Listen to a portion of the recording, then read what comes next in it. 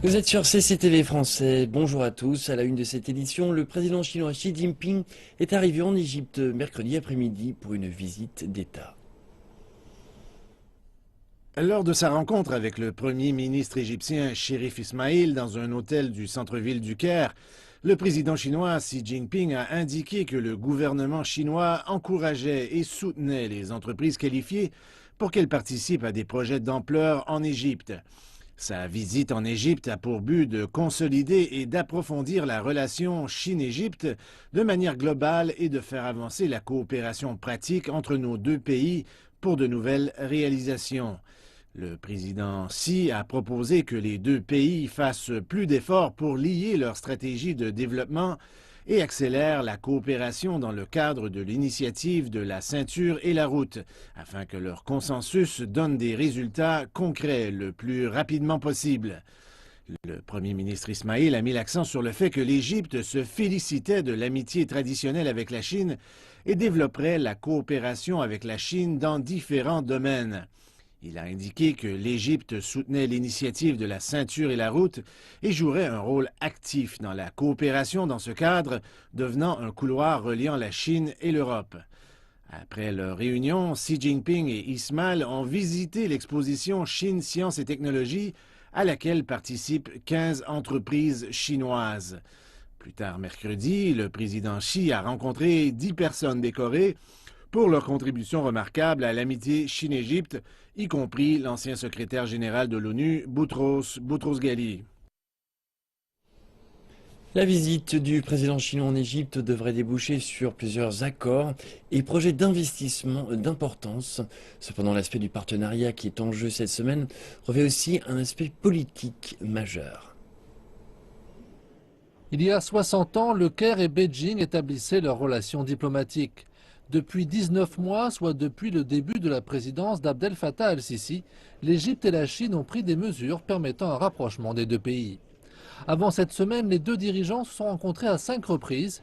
Signe de cette proximité, l'Égypte est une des nations dont les soldats ont participé au défilé militaire qui a eu lieu en septembre dernier à Beijing, lors des célébrations marquant la victoire lors de la Seconde Guerre mondiale. D'après certains analystes, le président égyptien verrait la Chine comme un modèle. Al-Sisi admire le développement et la réussite de la Chine. Il rêve d'une Égypte se développant de la même façon que la Chine. Il souhaite que l'Égypte copie le modèle chinois, tout du moins une partie de ce modèle dans certains domaines. C'est pourquoi il était désireux d'afficher la proximité des directions politiques des deux pays. Les institutions et responsables gouvernementaux feront de même et les relations bilatérales ne pourront que s'améliorer. La Chine et l'Égypte partagent les mêmes idées sur les tensions au Moyen-Orient de part et d'autre. On estime que les solutions politiques sont préférables à toute intervention extérieure. Ce partenariat stratégique global ouvre également la voie à une coopération militaire accrue. Cette Kisobi, le ministre égyptien de la Défense, a passé plus d'une semaine en Chine. Il s'est rendu dans des usines d'armement, a rencontré de nombreux responsables. Il existe un consensus sur la nécessité de combattre toute forme de terrorisme, sans discrimination entre groupes militants, à l'image de ce que fait l'Occident. D'après des responsables égyptiens, le partenariat est aussi particulièrement intéressant puisque les investissements et les échanges commerciaux pourront être réalisés sans influence politique. Le président chinois Xi Jinping se rend pour la première fois en Égypte. C'est par ailleurs sa 6e rencontre avec son homologue égyptien. Pour marquer le renforcement de ces liens, le Caire a fait de l'année 2016 l'année de la culture chinoise. Nombreux sont les Égyptiens qui attendent de connaître les résultats de cette rencontre majeure. Le président chinois Xi Jinping a conclu sa visite en Arabie Saoudite, la première étape de sa tournée de 3 nations au Moyen-Orient, après s'être entretenu avec le roi Salmané Abdelaziz Ben Al Saoud à Riyad. Les deux dirigeants ont convenu de pousser leurs liens bilatéraux vers un partenariat stratégique global. Tout de suite, plus de détails.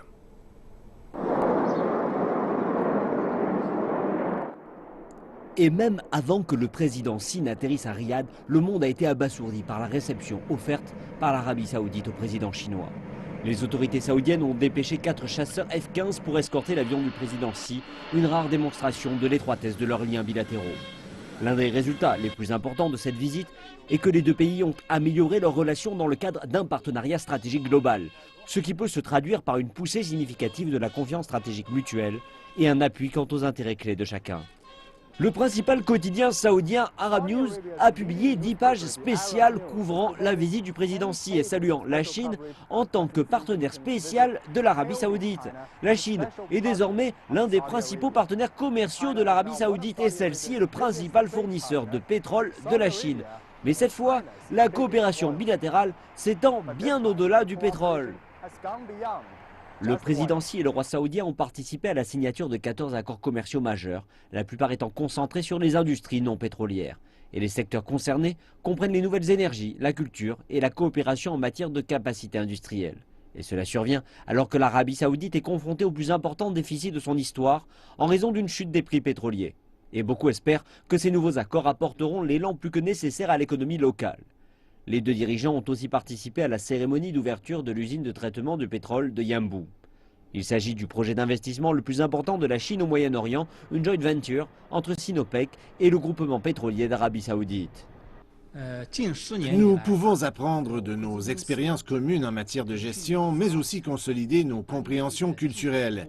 Et avec l'initiative Une ceinture, une route, nous parviendrons à de meilleurs résultats. Outre les questions économiques, les deux pays se sont également engagés à travailler pour plus de stabilité dans la région du Moyen-Orient et à combattre le terrorisme. Les défis auxquels le monde est confronté, en particulier ceux du terrorisme, nécessitent une communauté internationale unifiée pour les contrer et pour renforcer les principes des Nations unies, en particulier la non-ingérence dans les affaires internes des autres pays, le respect de la souveraineté, et ce afin de faire prévaloir la paix et la sécurité. La prochaine étape du président Xi est l'Égypte, avant de terminer par l'Iran. Xi est le premier chef d'État à se rendre à Riyad et à Téhéran après que les deux pays ont rompu leurs relations diplomatiques suite à l'exécution d'un dignitaire chiite plus tôt ce mois. Le monde observera comment Xi parvient à un équilibre entre les deux géants régionaux en conflit, tous deux étant de bons amis de la Chine. Depuis l'établissement de leurs relations diplomatiques en 1990, les liens économiques entre la Chine et l'Arabie saoudite ont connu un essor sans précédent. L'Arabie saoudite est le premier partenaire commercial de la Chine parmi les pays arabes et son principal fournisseur de pétrole brut. De janvier à novembre 2015, le commerce bilatéral s'est élevé à plus de 47 milliards de dollars et 15% des importations de pétrole de la Chine, soit plus de 46 millions de tonnes, sont venus du Royaume des Saouds. Pendant cette période, plusieurs accords d'une valeur supérieure à 5 milliards de dollars ont été signés. On compte désormais plus de 100 sociétés chinoises en Arabie saoudite, dans des domaines tels que la pétrochimie, les secteurs ferroviaires et portuaires ou encore les communications. Des attaques terroristes, une crise des réfugiés, une reprise économique qui refuse de prendre de l'élan. Voici quelques-uns des défis auxquels l'Europe est confrontée et la raison pour laquelle une nouvelle fois l'Europe sera au centre des attentions pour le Forum économique mondial. Comme chaque année, le Forum économique de Davos aborde les grandes questions qui semblent souvent loin de l'atmosphère des soirées cocktails et des randonnées en ski. Mais une question inévitable s'est imposée depuis la crise de la zone euro de 2009. L'Europe, qui n'est plus sous la menace d'une ruine financière, agit toujours comme un frein à toute réelle reprise économique mondiale. L'économie européenne connaît une reprise, mais recommence encore à faiblir après avoir atteint un pic de 1,5% de croissance l'année dernière. C'est beaucoup trop lent et reste un problème, donc cela signifie que l'Europe n'arrive pas à faire que sa croissance dépasse les 2%. Et cela est probablement également dû au manque de réformes structurelles. Mais avec plusieurs attaques terroristes ayant eu lieu en France l'année dernière, liées au groupe extrémiste État islamique en Syrie et en Irak, ainsi que l'afflux de réfugiés, ce n'est pas seulement sur l'économie que l'Europe et le monde doivent s'inquiéter. Je pense que la communauté internationale sera davantage concernée par la géopolitique concernant l'Europe et comment elle affecte l'Europe.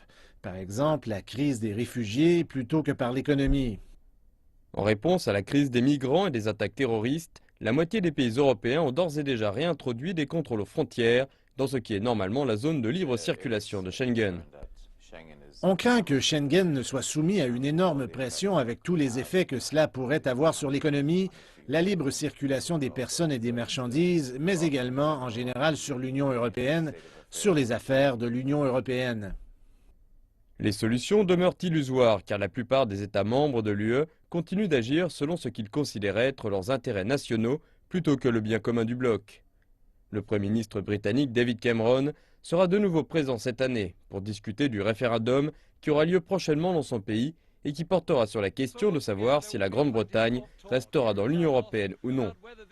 Une nouvelle fois, il y aura beaucoup de discussions ici à Davos, afin de savoir si cette année, finalement, l'Union européenne, toujours divisée, pourra s'unir afin d'empêcher de nouveaux chocs imprévus. Une enquête menée auprès de 500 entreprises membres de la Chambre de commerce américaine en Chine a confirmé que la majorité des entreprises étrangères demeurent optimistes sur le potentiel de la croissance du marché intérieur chinois. Cependant, les entreprises interrogées rappellent que certains défis restent encore à surmonter pour entreprendre des affaires en Chine. 2015 fut une année à haut risque en termes de croissance et de profit pour les entreprises américaines présentes en Chine. C'est ce que montrent les résultats de l'enquête menée conjointement par la Chambre de commerce américaine en Chine et Bain Company. L'enquête indique que lors d'une année 2015 particulièrement difficile, seulement 23% des entreprises américaines présentes en Chine ont déclaré une baisse de leurs revenus par rapport à leur exercice précédent. Cependant, une croissance soutenue a été constatée au sein des entreprises américaines dans les secteurs des services, de la distribution, des technologies et des industries à très haute valeur ajoutée. Cette tendance confirme le changement de la stratégie de croissance que la Chine vit actuellement. La plupart des entreprises interrogées demeurent encore optimistes sur leurs perspectives de croissance sur le marché intérieur chinois, alors que le pays enregistre sa croissance la plus faible depuis 25 ans.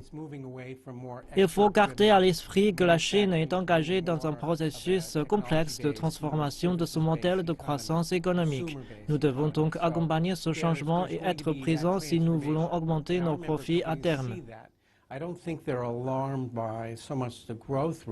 Les résultats de l'enquête montrent clairement que la Chine reste la principale destination des investissements des entreprises américaines à l'étranger.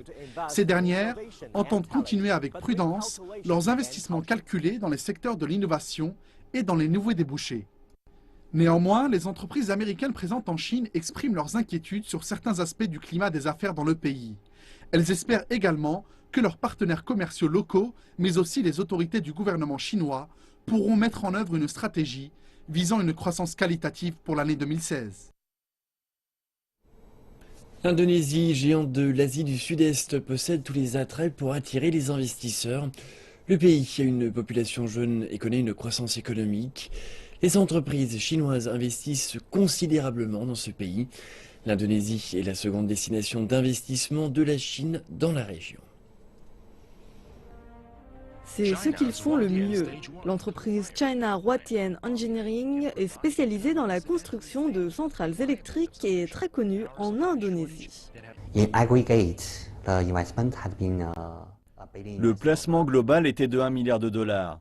Nous avons également obtenu 1,6 milliard de dollars pour le sud de Sumatra. Et nous suivons beaucoup. L'entreprise Huatian n'est pas la seule. Les entreprises chinoises, privées ou gouvernementales investissent énormément en Indonésie. Selon le Conseil d'investissement indonésien, la Chine est à présent le plus grand investisseur étranger du pays pour l'année 2015. La Chine est la première priorité de notre bureau du Conseil d'investissement. Depuis 2015, nous avons organisé plus de 10 réunions à Beijing, Shanghai, Guangzhou et dans d'autres villes de la Chine. Se focaliser sur la Chine fait sens. L'Indonésie a besoin d'infrastructures, de centrales électriques, de routes à péage, de ports de mer, et la Chine est experte dans ce genre d'infrastructures. La Chine prévoit plus de 83 milliards de dollars d'investissement en Indonésie depuis que M. Widodo a pris la direction fin octobre, surpassant ainsi de loin les 11,6 milliards de dollars d'investissement du Japon et les 185 millions de dollars de Singapour. Mais la réalisation de ce plan d'investissement a coûté près de 7%, principalement dans l'administration. Une combinaison de 22 ministères est destinée à accélérer les services de licence des investisseurs et cela fonctionne.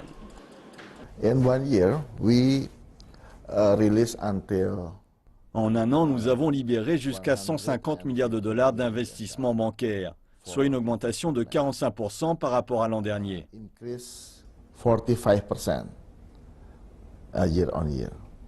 Le conseil d'investissement a désormais lancé un nouveau service en 3 heures pour les investisseurs, réduisant le processus de 30 jours à 3 heures seulement. 18 jours avant le Nouvel An chinois, la télévision centrale de Chine s'active pour les derniers préparatifs du gala de la fête du printemps 2016. Il s'agit d'un rendez-vous incontournable pour tous les Chinois. Et cette année, un spectacle d'arts martiaux haut en couleur sera présenté à tous les téléspectateurs. À l'extérieur du grand studio de la télévision centrale de Chine, un groupe d'artistes experts en arts martiaux Wushu vient juste de terminer son échauffement. L'école d'arts martiaux Zhonghua de la ville de Laizhou, située dans la province du Shandong, s'entraîne tous les jours, depuis maintenant près d'un an, pour être fin prêt le jour J. 90 personnes avec une moyenne d'âge de seulement 15 ans sont à Beijing depuis la mi-décembre pour les dernières répétitions.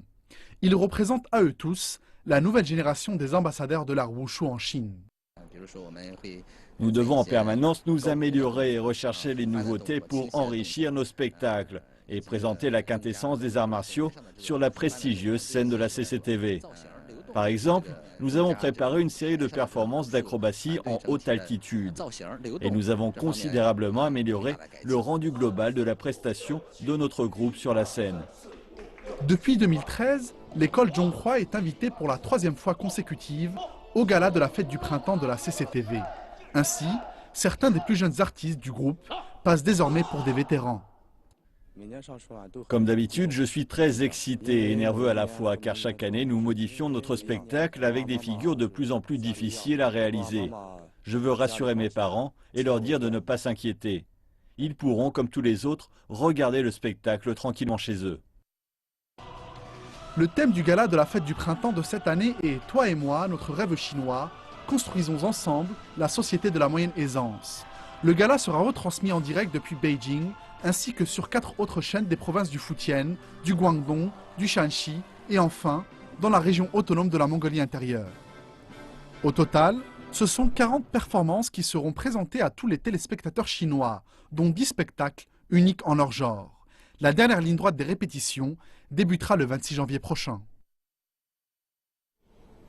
L'une des plus grandes catastrophes maritimes est racontée à travers une exposition pour que les jeunes et les moins jeunes revivent l'histoire du Titanic, le plus grand bateau du monde qui a sombré dans l'Atlantique Nord après être entré en collision avec un iceberg. Pour la première fois, les Sud-Africains seront au plus proche des événements de cette nuit fatale. Une histoire humaine convaincante à travers des objets authentiques. L'exposition ramène les visiteurs à l'époque où le bateau partait pour son voyage inaugural. Elle a été vue au cours des 15 dernières années par plus de 25 millions de personnes dans le monde, mais c'est une première pour le continent. Nous sommes très contents d'avoir cette exposition en Afrique, car je pense qu'elle offre beaucoup d'opportunités éducatives pour les étudiants et les familles. Et je pense que c'est un sujet intéressant et brillant que de faire venir des expositions dans le style des musées sur le continent, où je pense que cela manque déjà. L'exposition offre aux visiteurs un voyage éducatif et émouvant à travers le parcours de ce qui était connu comme l'objet le plus grand et le plus luxueux jamais construit. Des parties du bateau sont également montrées et certaines zones du navire ont été recréées à l'identique. Les objets sont très bien conservés et maintenus dans l'obscurité pour les générations futures. Ce sont les vrais objets qui ont été remontés à la fin des années 90. Une partie de l'équipe qui a fait cela comportait James Cameron, le célèbre réalisateur. Ces objets ont voyagé dans le monde entier. Ils sont absolument irremplaçables. Ces objets ont survécu pendant 100 ans dans l'océan. Nous avons plus de 140 objets à l'exposition, allant d'objets de cuisine à des bouteilles de parfum et même une bouteille de champagne avec du champagne encore à l'intérieur, ce qui est incroyable à voir. L'exposition est visible durant les 4 prochaines semaines. Le Malawi abrite certains des plus anciens vestiges humains et des reliques sacrées comme ces arts rupestres datant de l'âge de pierre. Reportage. En hauteur de la vallée de la forêt de Chongoni reposent les vestiges du Malawi. L'extraordinaire site du patrimoine mondial de l'UNESCO présente des peintures rupestres datant du IIe siècle. Ces abris naturels ont protégé la densité de ce groupe de rochers en Afrique centrale. 127 sites des arts rupestres ont été localisés dans les environs. Les peintures rouges et blanches que vous voyez ici sont uniques au Malawi.